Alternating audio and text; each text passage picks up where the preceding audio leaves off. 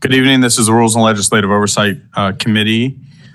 Just a couple rules now that we're in a different room here. When you need to speak, you can push the right button and talk at your normal voice, and that should carry. When you're not speaking, you can turn it off. All right. And so we're going to start with 21-0160. Building Code Cool Roofs, sponsored by Chairman Mark Conway. I want to thank my colleagues for joining us. We have Council Vice President Middleton, Councilwoman Ramos, Councilman Conway, Councilman Burnett. Thank you, sir. And Councilman Torrance is on his way. Thank you to all the agency folks who are here, who will introduce themselves when we get to agency reports. Before we do get to agency reports, I will ask that the sponsor of the bill tell us why we're here today. Sure. So one, I want to thank you, Mr. Chair, for bringing this back. This is a bill we've been working on for over a year now, and it's about time to move on with it. So if you guys recall, with this initial bill, it was a cool roofs ordinance that was going to be limited to city finance properties and city properties. And we, after our first hearing, decided to expand the scope of that bill at the recommendation of the Housing Department. A cool roof, of course, is a roof that has a reflective surface, either a reflective surface, a solar panel surface, or a green roof, and has to meet certain standards. So what we did when we decided to broaden the scope of the bill is really went out there and talked to developers, to roofers, to anybody that would be affected by this bill and the expansion of it, to understand how it would affect the industry. And what we learned was that it largely is the direction that the industry is already moving in. And it would be a best standard, one that is already being quickly adopted across the country in other major cities like New York, Chicago, DC, and otherwise. So quickly, just going through the amendments, you'll see them. We sent them out in advance, and we had them. Everybody needs copies of them. And they are being distributed as I speak. Does anybody else need copies? I have it for you. I mean, I'll take it if you have it. Sure. Thank you. And the amendments I'll walk through very quickly. So amendments 1, 2, and 3, and 4 really change some of the basic pieces of the bill and the description to make sure that it's clear that it's going to have an impact on all roofs and that it's going to change the code. Likewise for 5, for amendment number 6, this very specifically sets the standard that we would have to meet for all new flat roofs. And once again, this ordinance would apply to flat roofs. So slope roofs beyond a 2/12 slope would not be encapsulated in this bill. There's already a standard in the code that you'll see later on. Amendment number 6 really outlines what the standard will be.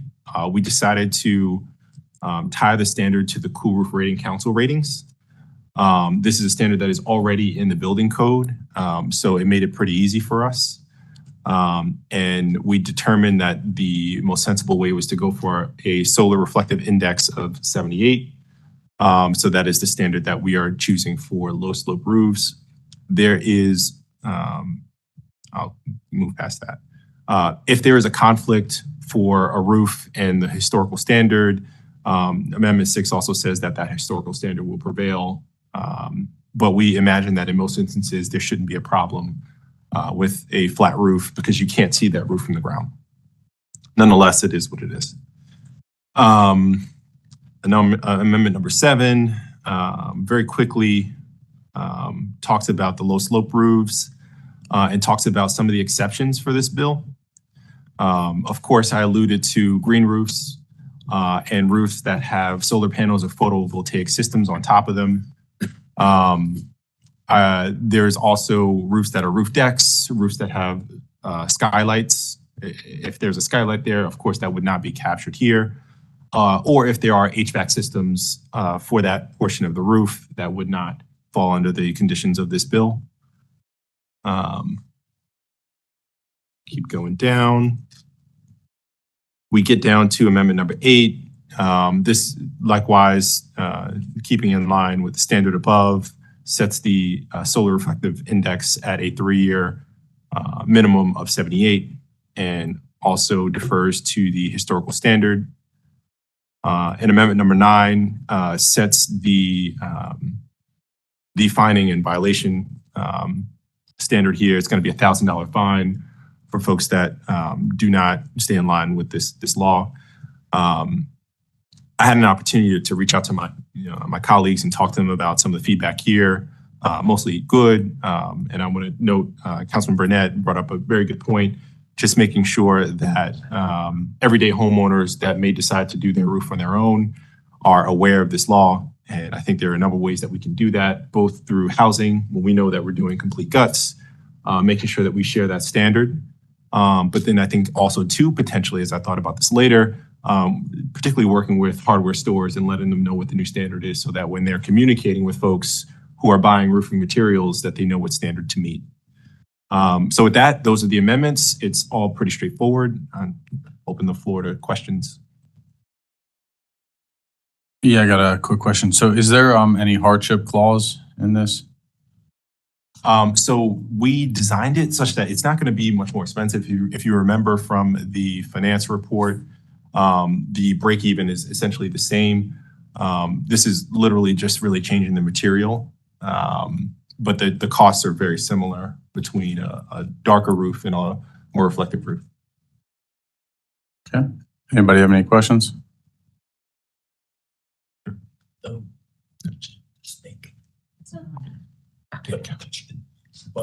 It's on. Okay, it's on now. Okay, great. Thank you, Mr. Chair. Just a question. Could you, you obviously have been talking with a lot of stakeholders about this. And so you feel like you've gotten, since you've talked with a lot of the roofing companies, that the work that you've done on this bill would get to any of the concerns that they had, and that they would be willing to move forward with this? Yeah, so literally everyone I talked to, with the exception of one group, was in favor of it. They thought it was a good idea. And as I mentioned earlier, this is a direction that the industry is already moving in, noting that it's not a significant additional cost, but has significant benefits to energy use later. So, you know, if you're buying a new home, you want a cool roof on that home. The only folks who came out against it, and I had an opportunity to meet with them, were the EPDM group of folks. And for those that aren't familiar with roofing terminology, EPDM is a black roofing substance, black rubber roofing substance. They have white rubber roofing substance also provided by the same EPDM suppliers that would meet the standard. But also they also have the opportunity to use an epoxy that would just essentially paint over that would still meet the standard.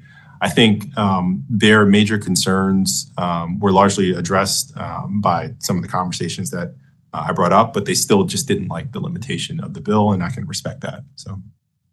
Gotcha. But in general, like the roofers that do work here in Baltimore were just like, yeah, we can do this. Yes, they were supportive. Okay, thank you. Yeah. Does this also apply to gray roofs? Can you do a gray roof instead of, like, do those qualify? This has nothing to do with the color of the roof. And what's interesting is when you set the SRI standard, it's about solar reflectivity. And of course, a white roof is the simplest and most basic way to have the highest reflectance. But it's not all about the color. There are higher technologies that certainly cost more. If you wanted a gray roof, you could have a gray roof. It's going to cost you more to have the same reflectivity, but that's some of the consideration there. Gotcha. Okay. Any other questions from the committee? I'll go on to the agencies. I guess we'll go in order. Housing Department. Thank you, Mr. Chair and members of the committee. Stephanie Murdoch for the Department of Housing and Community Development. We've had the opportunity to review the sponsors' amendments, and we are in support of them. They do address the concern laid out in our initial bill report. And I just wanted to note that we are already encouraging the installation of cool roofs when working with homeowners in need of roof repair or replacement who are participating in our housing rehabilitation and repair programs in our Office of Homeownership and Housing Preservation. So ultimately, we do not object to the passage of this bill. We find this to be a friendly modification to the family of codes that make up the building fire-related codes and may help residents save money with energy costs, reduce energy consumption, and improve comfort and benefit the environment. Thank you, Mr. Chair. Thank you. On that note, do city buildings have to comply with this? This would apply to all the buildings. This would apply to all buildings that have flat roofs. Okay. Law?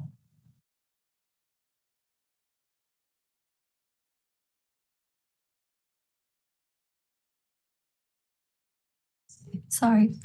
Elena DePietro from the Baltimore City Law Department. We have reviewed the bill and its amendments and are able to approve it for form and legal sufficiency. Okay. Who's next? For the city finance department, we stand by our bill report as submitted, Which? where we do not oppose. Okay.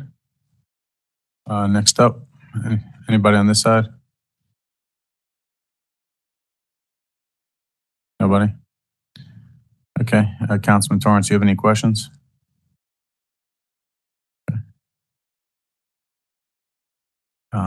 All right, do we have any public testimony? Did anybody sign up to testify? Hi, good afternoon, Chairman. This is Ava Richardson from the Office of Sustainability. I did just want to provide our bill report summary. Okay. Here it's called. So we did support the bill and agree with the point that Councilman Conway raised in regards to the importance of this, both in terms of mitigating the urban heat island effect, as well as addressing energy burdens for households across the city. So we stand by our report and are favorable of this bill. Okay. Is there anybody else on there that wants to testify? I can't see the screen from this far, but. Okay, and Richard, did anybody sign up? Okay. You have any closing remarks, Chair Conway? Let's vote. All right. I make a motion to approve all 10 amendments submitted by the sponsor of the bill. Second. Moved by Middleton, seconded by Burnett.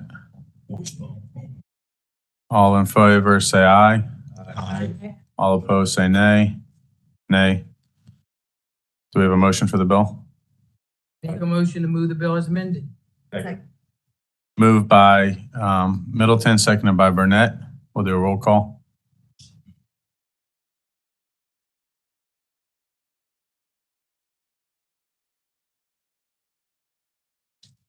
Okay, Chair Schleifer. No. Chair Schleifer votes nay. Mr. Burnett. Yes.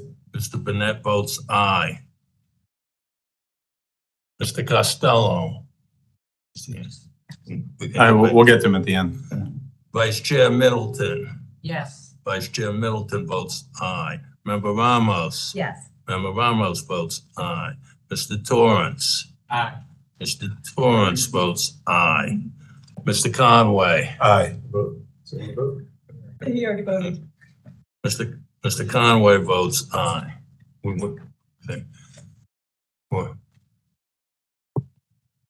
We're waiting for Mr. Costello. Okay, that's fine. You want to welcome absent and be going? Say, come back. He didn't tell me anything. Yeah. Didn't speak to him. I think we can move without him, it's fine. Huh? Yeah, that's fine. Yeah. Okay. Yeah. He's absent. Mr. Costello's absent. We ready to announce, Mr. Chair? Okay.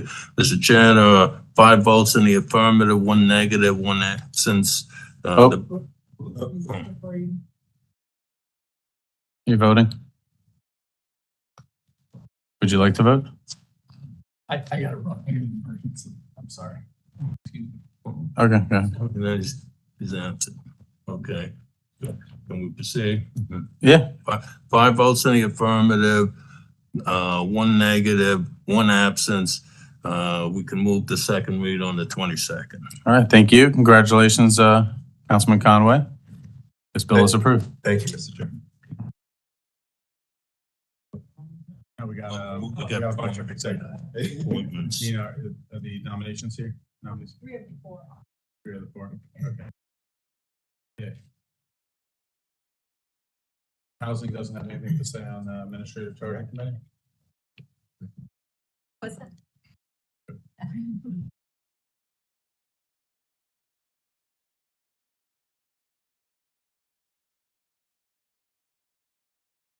Fine. Reserve it.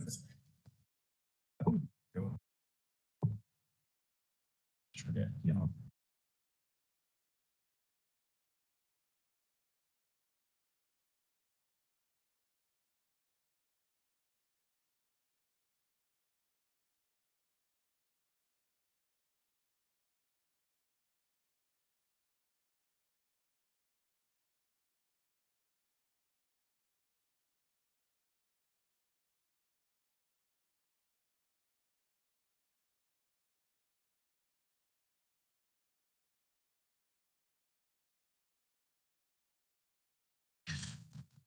We are back, Rules and Legislative Oversight Committee, to hear EA, who's not here? Come on, we'll start with EA 23-0186, David Kramer, member of the Administrative Charging Committee. When your name is called, if you can come up to one of the mics and tell us a little bit about yourself, why you are interested in serving in this capacity, and if one of the nominees can just elaborate for everybody the role and responsibilities of the charging committee. I don't mean to put it all on you if you don't want to be the one, but if somebody can just give us that overview, would you like to? That would be helpful. You gotta hit the right button. All right, does that work? All right, perfect. Thank you all so much. I'm Mariel Shutinia. I'm the Chief of the Police Accountability Division in the Office of Equity and Civil Rights. These are our nominee, or the mayor and the PAB's nominees for the Administrative Charging Committee.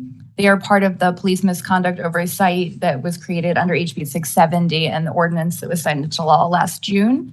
The Administrative Charging Committee is responsible. It's 5 civilian members, the chair of the PAB or his designee, 2 members appointed by the PAB, and 2 members chosen by the mayor. This is a group of 5 civilians who will be reviewing all completed investigations of police misconduct that involve a member of the public that has been filed since July 1st, 2022. So they will be reviewing all relevant body-worn camera footage. They will be reviewing the internal investigatory file. They have subpoena power. They can interview officers, things of that nature. We are expecting around 700 complaints annually and complete investigations to come through this process. It's been a long process to get them here, and we're really excited. And they have been partaking in a training already from the Maryland Police Corrections Training Commission to get them ready and prepared. So you said 700 annually? yes, And they got to review the body cam footage of all 700 incidents? And yes. so is this a full-time job? They are going to be 1 full day a week, and then the Office of Equity and Civil Rights will be supporting them. So we will be pulling the body-worn camera footage for them. The law requires that they watch all relevant footage, not Okay. all footage. So, it's up to them what is relevant, but we'll provide them with the information. So it says part-time as a city council? Okay. And so this is just a one day a week thing? Yes, we're expecting about 8 hours a week. They will be given the case files and the footage ahead of time. So, they'll have homework that'll be securely provided to them, and then they'll meet as a group to make their decisions. Gotcha.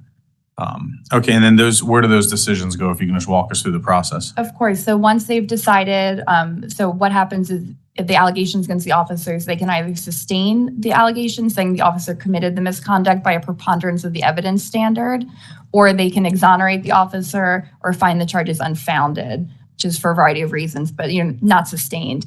If they sustain the charges, they'll also use the statewide disciplinary matrix, which will allow them to decide on the discipline for the officer in that matter. Once they've decided to sustain or not, that information is sent over to the head of the law enforcement agency. This is for Baltimore City Police Department, the Sheriff's Office, the school police, environmental police, Morgan State, and Baltimore City Community College, so all of their officers. At that point, and JHU when they are started, thank you. No, they're part of the state system. So there's a statewide administrative charging committee that handles all of the statewide universities. And so once that decision is made, is that advisory to the heads of those agencies, or is that enforceable?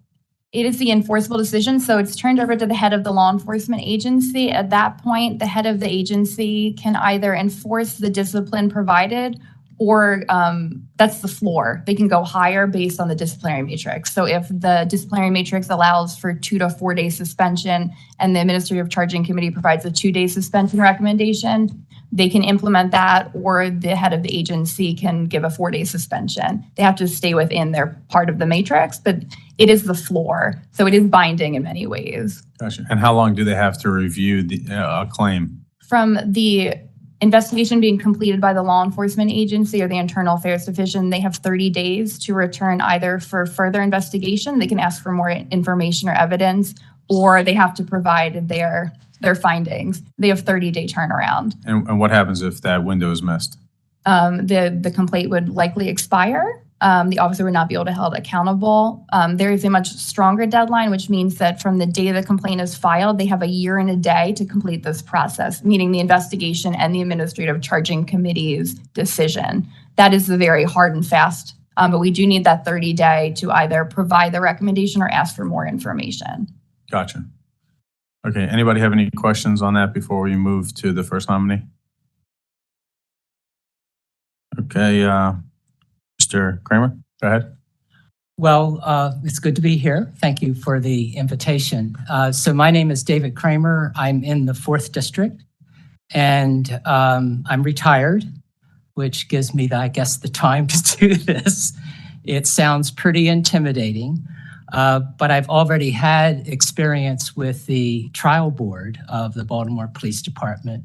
So I've already gone through their process and have been at hearings or part of hearings as the citizen, 2 of the 5 citizens that are on the trial board. So I've had some experience with, which makes me feel a little intimidated by having to do this many complaints. My hope is that this is the mechanism where citizens hopefully regain trust in the police department or any department that needs to respond to citizen complaints, so they can trust, have some trust because their voice is heard. I'm hoping that our time spent on the ACC will provide a forum for citizens to feel like they have been heard, and as a result, hopefully believe and trust more of our institutions rather than street justice. So that's pretty much my hope here. Okay. Does anybody have any questions? Councilman Conway? Thank you, Mr. Chair. I don't have a question, more comment. I've known Mr. Kramer for a number of years now, and he's just a really upstanding guy, a thoughtful guy. He's been putting a lot of time and effort into making our city a better place, and looking forward really to supporting his nomination.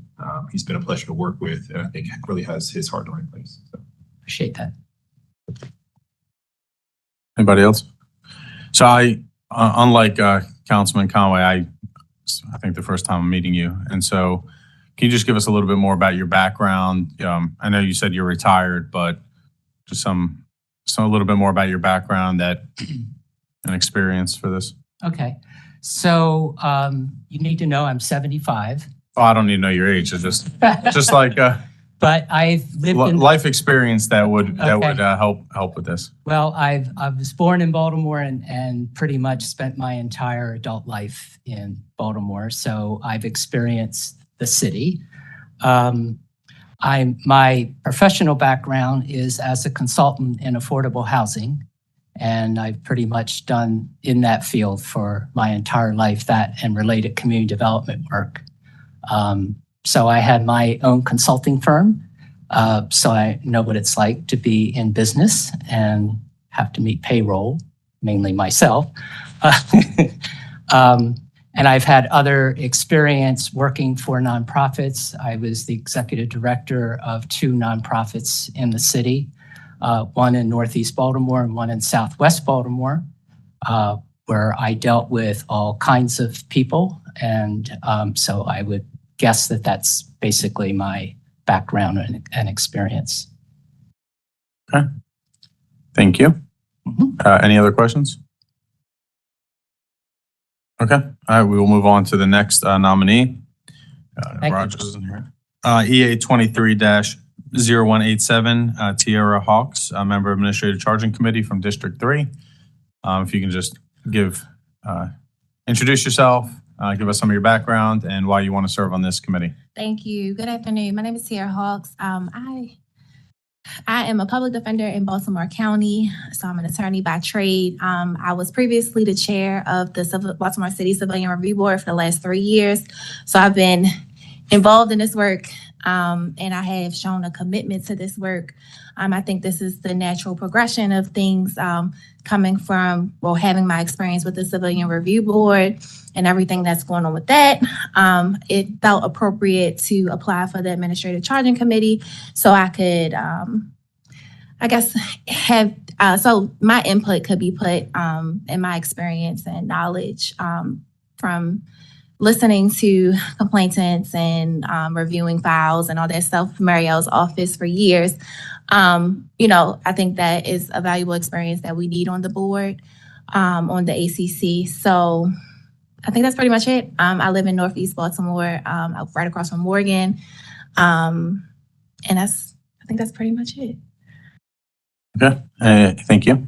Any questions from the committee? No? Thank you. Okay. Next up, EA 23-0188, Raymond C. Kelly, member Administrative Charging Committee, District 7. Good evening, everyone.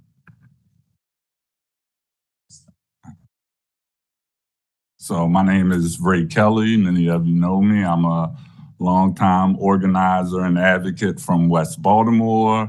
I'm currently the executive director of the Citizens Policing Project. I've had a intentional focus on police reform, police accountability, and community policing models now for 12 years, which has all been in Baltimore City. And like Tiara, I feel like this is the natural progression of the work that I've done for over a decade here already. Okay. Any questions? I'm sorry. What can you tell me a little? Can you talk a little more about the organization? You said that you have. So the Citizens Policing Project is a resident advocacy and resource organization. We focus on equitable laws for Baltimore City, as well as bringing resources to the impacted community in real time. So we're located in Sandtown, Winchester, Baltimore, and our focus is putting what's considered a back-end agency move in the front end. So we help people connect with the resources they need before they actually have an issue where they are forced to engage with, most of the times, the police department. Gotcha. Okay. Any questions? No. Go ahead, Councilman Conway. Just, having worked with you since being in the seat, really happy to see your name pop Thank up you, for Council. this, and, looking forward to supporting. Thank you. Okay. Is there, Richard, anybody sign up for public testimony for this?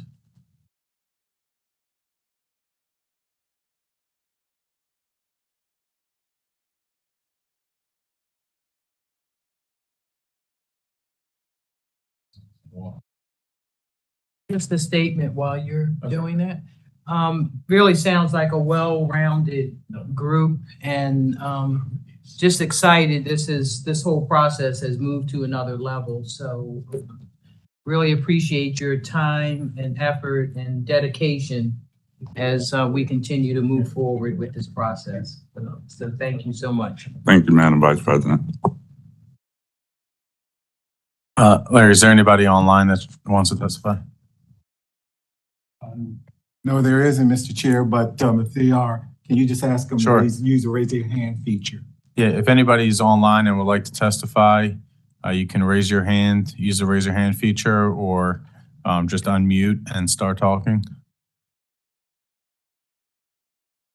Okay, seeing none, we will move to a unified vote without objection. Does anybody object to us doing a unified vote? Okay, so we can jump right into a unified roll call vote.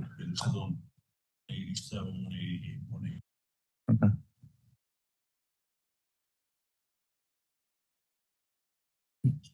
Here you go. You got to turn yours on.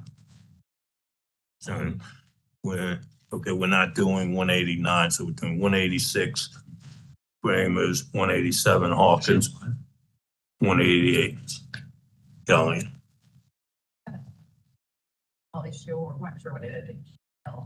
Okay. Because well,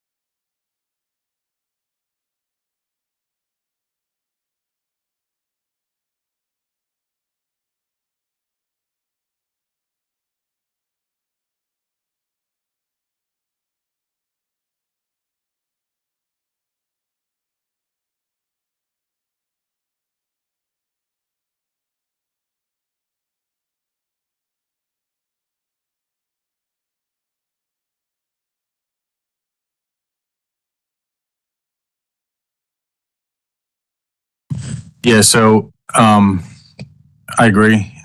We need to continue to remain consistent. I'm sorry that she had some type of emergency, and hopefully everything's going well. But at times, if somebody's not here, we often will offer the opportunity for written testimony, being that there's unforeseen circumstances. Can do that. It makes it very difficult to have the process without them, unless they log on online, and that we could do. But in the meantime, I think we just vote on the three members who are here today, and then we'll have to revisit that. So go ahead. voting on 186, David, 7th year. C. Kelly. Motion. Okay, voting on 186, David Kramer, 187, Tierra Hawkins, and 188, Raymond Kelly. We're ready for a motion. Make a motion to move those three that you just mentioned forward. Second. Motion by Middleton, second by Conway. Roll call. Chair Schleifer. Yes. Chair Schleifer votes aye. Mr. Burnett. Yes. Mr. Burnett votes aye. Mr. Costello is still absent. Vice President Middleton. Aye. Vice President Middleton votes aye. Member Ramos. Yes. Member Ramos votes aye. Mr. Torrance. Aye, but I want to explain my vote.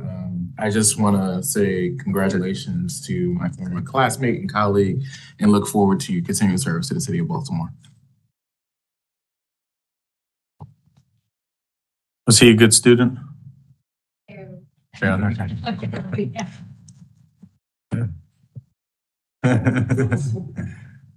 We appreciate the honesty, and that's why we voted for you. Right. Yeah. Go ahead. Mr. Conway. Aye. Mr. Conway votes aye. Mr. Chair, there are 6 votes in the affirmative, no negatives.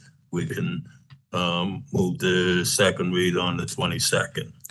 Okay, thank you very much. Thank you, everybody, for being here, and thank you to these nominees for your willingness to serve. We'll move forward with this at the next council meeting. Thank you. We're adjourned.